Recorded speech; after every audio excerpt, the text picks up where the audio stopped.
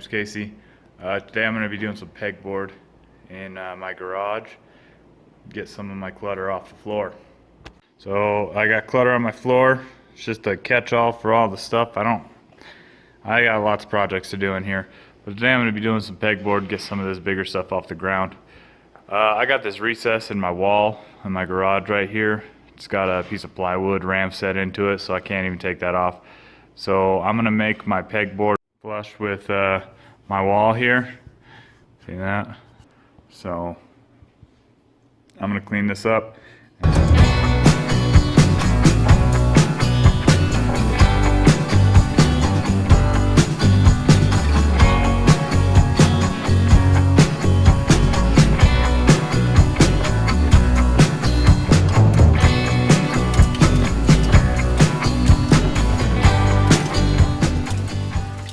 Okay, so I have this outlet right here.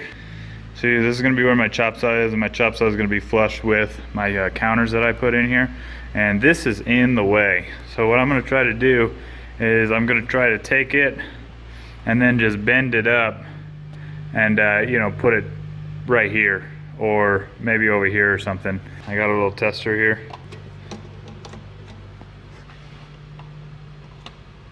Juice. So, hit my button here. So I'm plugging it in, no juice.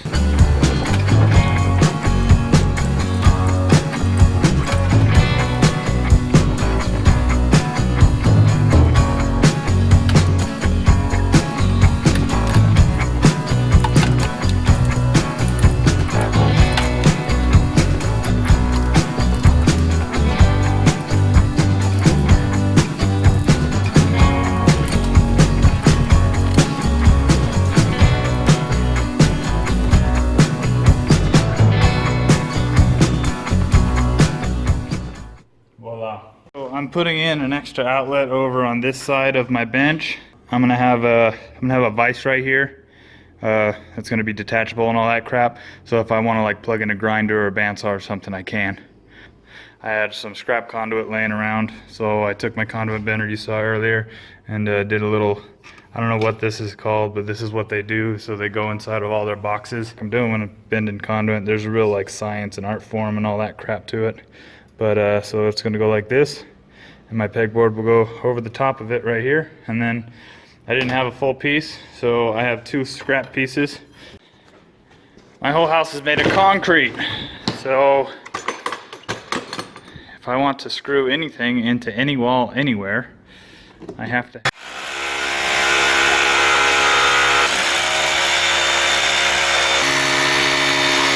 All right, so all the conduit's done. That's going up here.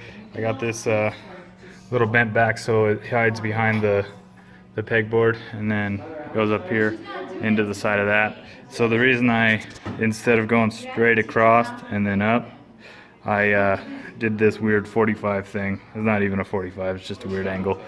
I did that because I have a chop saw that's going here and I need all the space I can get. I think I'm gonna box out a frame behind that so that I have more room for my chop saw. Okay, so I'm going to be putting a vacuum system just to collect the dust. So I'm going to have one port right here that'll stick out outside of my pegboard, and then I'm going to run here, and then I'll have another port right here for my chop saw, and then I'm going to run it down here, and then I'll have another port right here so I can run so I can hook up a pipe in for my drill press and all my, if I ever want to do something over here, then I'll have a vacuum set up. And then I'm going to put my shop vac down here to hook it up to the line. So it's just going to be port, line, port, line, port.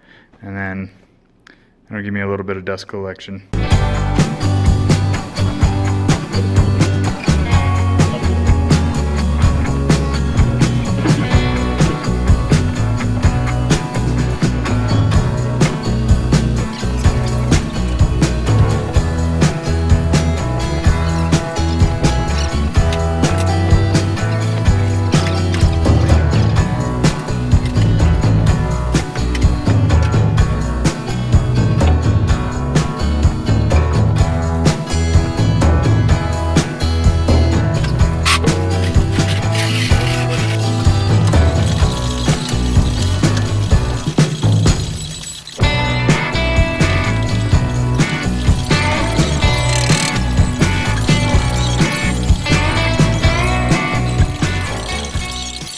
I got my vacuum line sucked up. I got it all glued together.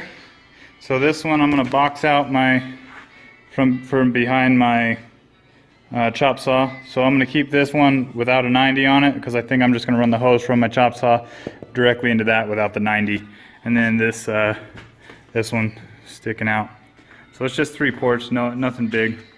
But then if you come down here, I got that Rogal Knight there, and then this is a 1.25 inch by 1.5 inch Fernco reducer, and it just happened to fit. It fits over my 1.5 inch pipe because that's what it is, and then my shop vac just happens to fit snug right on it, so it's pretty good. I'm gonna turn it on, let you see it. So I got these on there just to keep the got a handful of sawdust.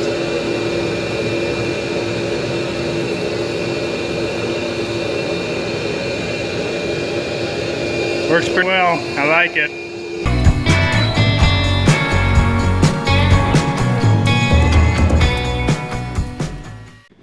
Okay, so I got my measurements right here for these are 2-inch pieces, roughly 2 inches, and then it'll be like 1/8 of an inch for the pegboard, and then that'll make it pretty flush with my wall. So a lot of these stiff stuff around here for my backing on my pegboard is going to be 2-inch, and then here are the measurements for the other sticks that I just need for this 4x8 sheet, and I'll cut those down to whatever my 2 inches minus my 3/4, so like 1.25 inches.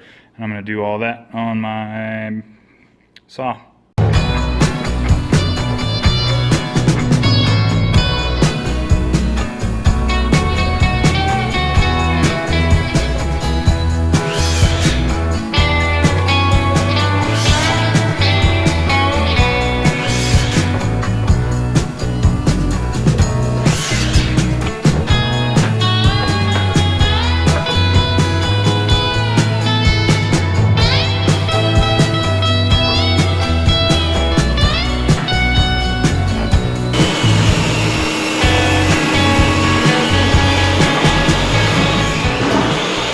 Okay, so this is where we're at. We got framing in this stuff up here. That's Caleb. He's screwing all that crap in. That's that box head I was talking about for the chop saw.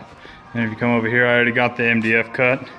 So I cut it to the right length here. And then I got the little corner piece, the leftovers. So I'll have one full sheet, and then the leftovers. So it's coming together pretty good. I'm really happy that board was back there, because that board being back there and having to screw to it is a lot easier than trying to ram set all those things in there.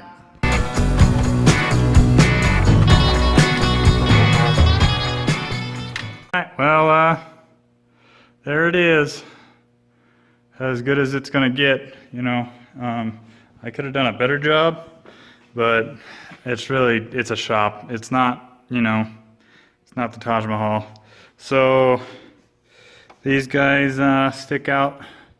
They're all right. And then the only mistake that I think that I should have fucking caught, but I didn't, but it was too late, is these holes don't line up. This board needed to be flipped around so the holes would have lined up. If I would have spun this board around, the holes would have lined up. I don't know why the holes didn't line up. They lined up when I cut it, but they don't line up anymore. So, shit ton of screws in it. As you can see, all those little silver dots, those are all my screws. Hey, so thanks for watching.